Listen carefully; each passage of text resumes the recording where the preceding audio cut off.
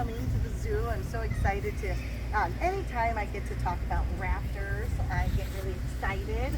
I am one of the zoologists or biologists here at Sequoia Park Zoo, and I have my special friend Winky with me. So my plan is to tell you a little bit about raptors, a lot about owls, and a little bit about this special friend, and then a small conservation message at the end.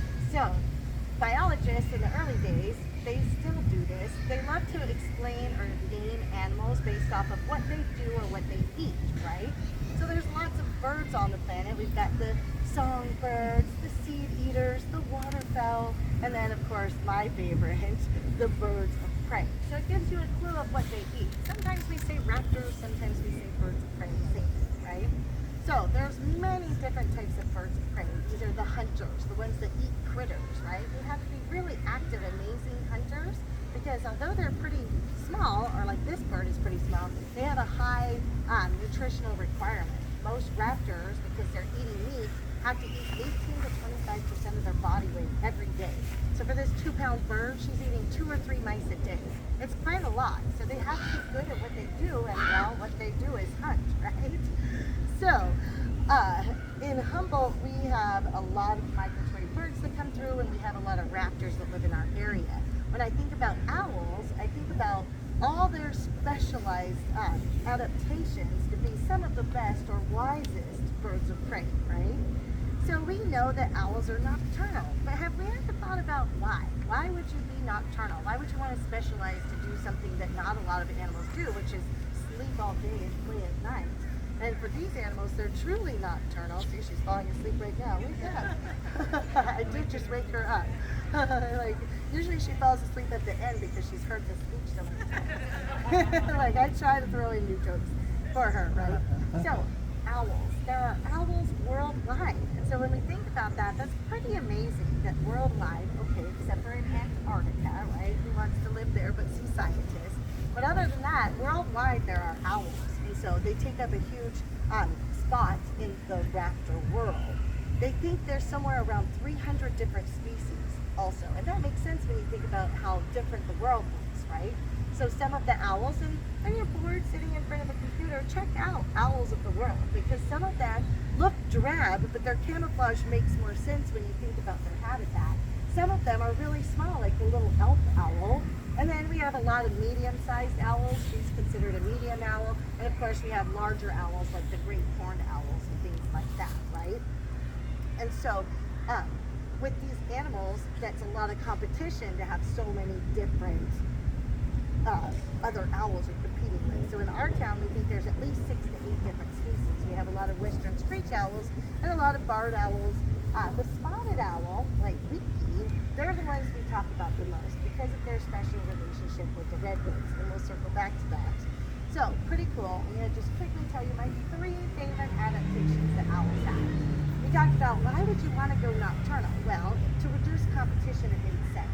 So at some point they specialize to be able to be really good at seeking out food in the nighttime.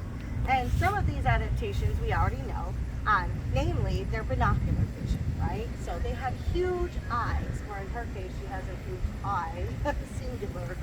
But I'm going to turn my back to you so you can see they have a really giant big eye.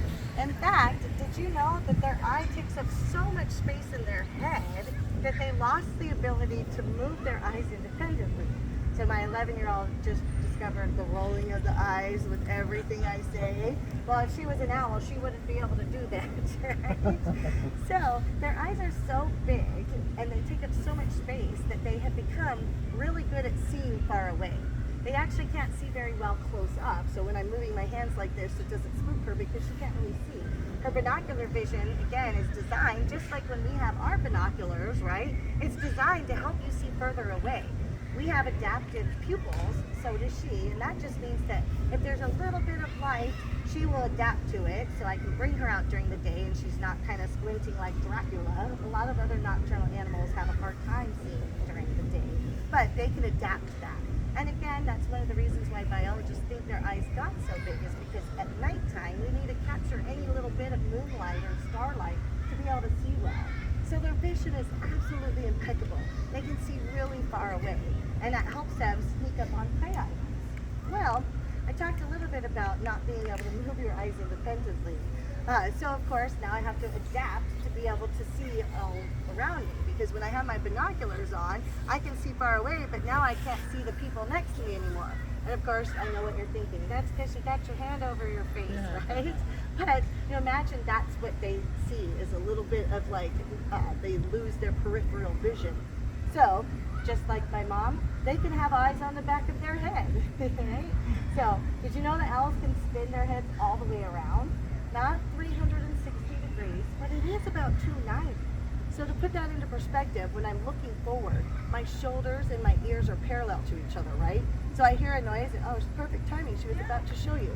So I hear a noise behind me and I'm gonna look, right? Oh, I need a stretch. But if I were an owl, this ear would suddenly be over the shoulder. So they really can spin their heads all the way backwards. Whenever I talk about this, of course, people think I mean like those cuckoo commercials where the cartoons where they spin their heads and then it goes, right? But you can imagine what 290 out of 360 looks like with that head movement.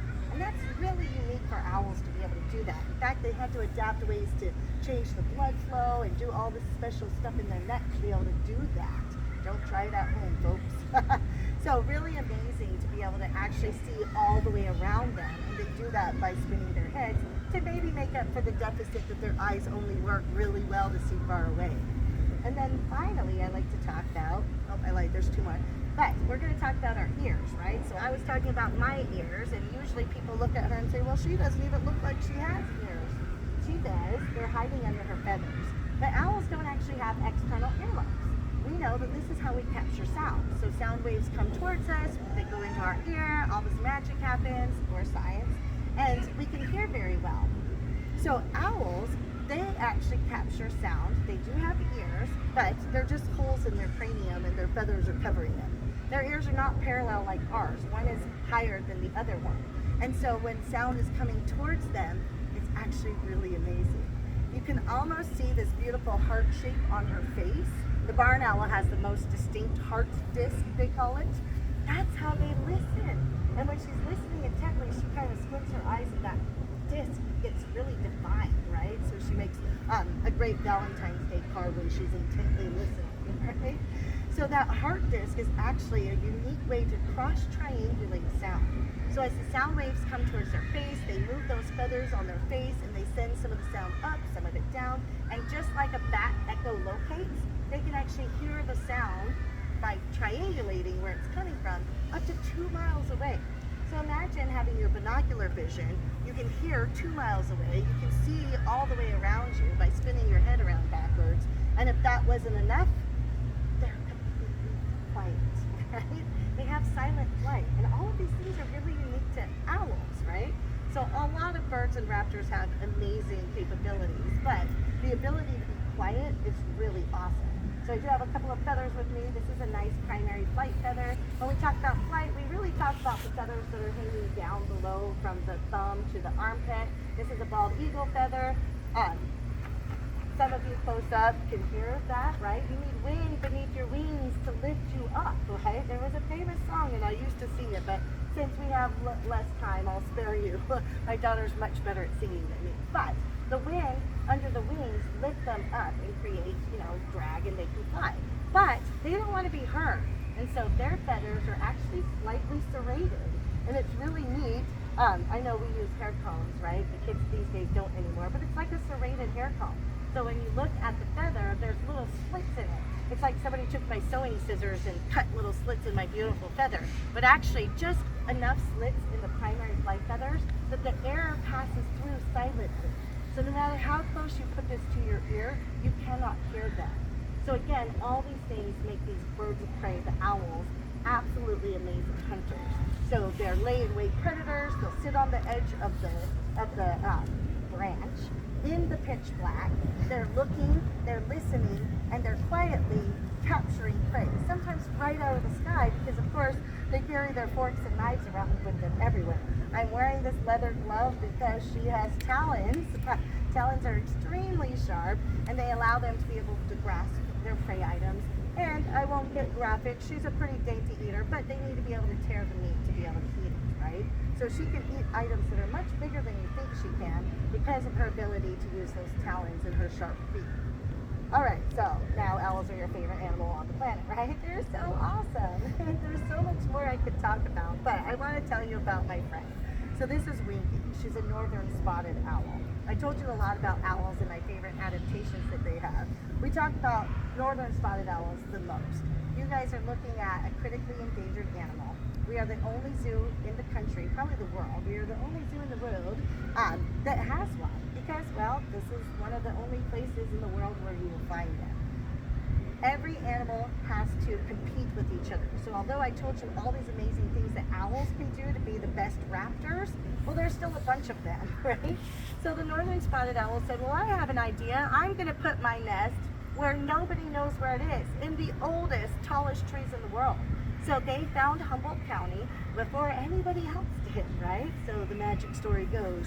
They found these 1,000-year-old redwoods, and up in the very top of the redwood, higher than we got you on the skywalk today, there's a subflora, a whole ecosystem up there. So there's animals that live up there that never have to come down. And so when they got there, they said, well, no other owl is here, no other raptor is here. So they decided that they were going to put their nest only in the 1,000-year-old trees.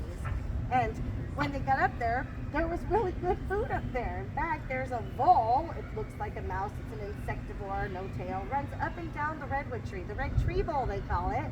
And he just runs right past the bird. The owl is perfectly camouflaged. I told you, this doesn't look that beautiful, but when you get higher up into the redwoods, and the base of this tree kind of has a little bit on the bottom, the lichen and the algae is spotting. So they completely blend into the redwood branch, and these voles are running right up and down the trees, and they just grab them. I mean, who doesn't want breakfast in a tree, right? It's so easy. And then sometimes they're on the branch, and this squirrel, called the Humboldt flying squirrel, just zooms past them. It's a squirrel and it's a glider, so they can glide pretty impressively, but they can't redirect very fast, and an owl can. So they can just snatch them right out of the sky. So this worked for hundreds of years, longer than we even know. But just like every wonderful story, human encroachment, right? So the sad part of the story comes. We found the redwoods, and so did another owl called the barred owl. And so because of the competition of a barred owl, the barred owl is like, I will just take any nest, I don't care where it is, whereas the spotted owl says, I will only nest in the redwood, and I have to go to the same nest every year. And then people found the lumber. Redwood makes amazing lumber. This building was repurposed redwood that had been used multiple times. My house in McKinleyville is redwood. It's fire retardant, pest resistant, it holds the heat, it's beautiful stuff. And those 1,000-year-old trees made a lot of lumber. But we weren't thinking about the repercussions, right? So the northern spotted owl was one of the first animals to start holding people accountable. We had to do several environmental impact surveys, right? And some of you contractors or people who have ever built a home maybe know about this. You have to now have a survey to make sure that the land you're building on isn't housing endangered species.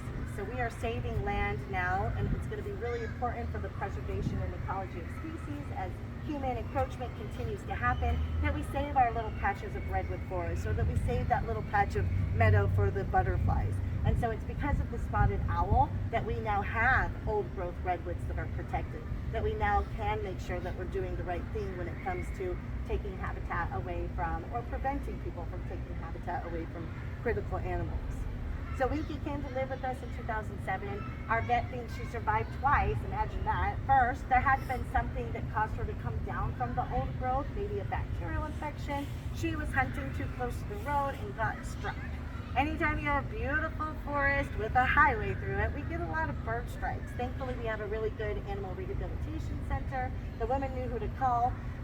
She used to have her eye, but it was her traumatic right wing injury. Because you can't fly, you cannot be re-released. So we try to rescue, rehabilitate, re-release. When they can't be re-released, they end up in a zoo or sanctuary, so this is her forever home.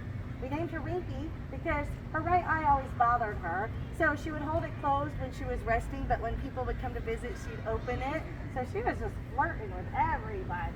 And then a couple of years ago, we said, hey, she's not really opening her eye anymore. So we took her up to Oregon, the avian ophthalmologist. That's right, somebody woke up and said, I'm going to be a bird eye specialist when I grow up. And thank goodness for that person. They did deem that eye needing to be removed. They mentioned something called degenerative eye disease, which leads us to believe that Winky is actually older than we thought she was. Spotted owls live 15 to 25 years. She's probably in her early 20s. We don't know because she came from nature. But now she's just a permanent Winky emoji face, and she's lived at Sequoia Park Zoo for a long time. So I want to thank you for letting me get through my whole speech. I love that. We feel really special to have an animal that a lot of people don't have, but really for our children that grow up in the redwoods, we talk about the sequoias, we talk about the redwoods, and we talk about the spotted owls. So when they get to come to the zoo just like you and meet the animal that they've been learning about in school, it really does help, make compassion for wildlife. Well, thank you so much. Yeah, we can answer some questions, and if you want to take pictures, you can. So she's okay if you get your camera closer to her. I can't guarantee she's going to look at the camera. I also can hold her up onto your shoulder. Don't touch her. Don't talk to her unless you want her to look at you. Sometimes she gets a little weirded out by hats, but it's still okay to try to get a photo. So I would love to answer some questions while we take some pictures.